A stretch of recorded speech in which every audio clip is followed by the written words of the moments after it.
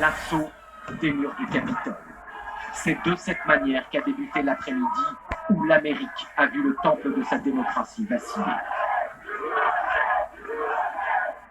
Un peu plus tôt, lors d'un meeting, et alors que le Congrès va certifier la victoire de Joe Biden, Donald Trump clame une nouvelle fois que l'élection lui a été volée et donne cette consigne à la foule de ses adorateurs. On va marcher jusqu'au Capitole, parce que vous ne reprendrez jamais votre pays par la faiblesse. Il faut montrer de la force.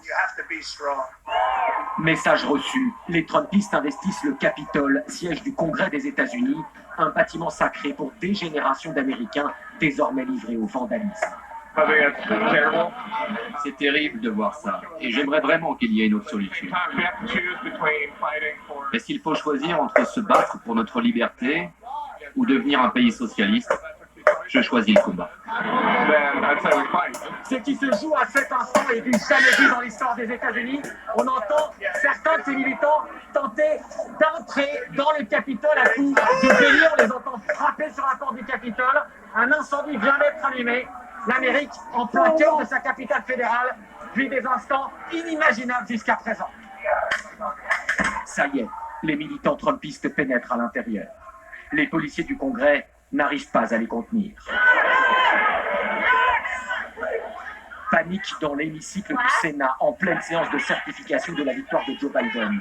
Les agents du Secret Service tiennent en joue la porte qui va craquer. Les sénateurs et même le vice-président Mike Pence sont évacués en catastrophe. Les Trumpistes ont désormais le champ libre pour des photos en forme de trophée. Celui-là s'installe au bureau de la présidente démocrate de l'Assemblée, Nancy Pelosi. Cet autre coiffe la statue du président Ford de la casquette rouge Trump. Ils laissent derrière eux des bureaux saccagés. Certains militants nous confient ce qu'ils espèrent obtenir avec ce coup de force. J'espère que Joe Biden va aller en prison pour tous ses crimes. Vous pensez que Donald Trump sera encore président le 20 janvier prochain?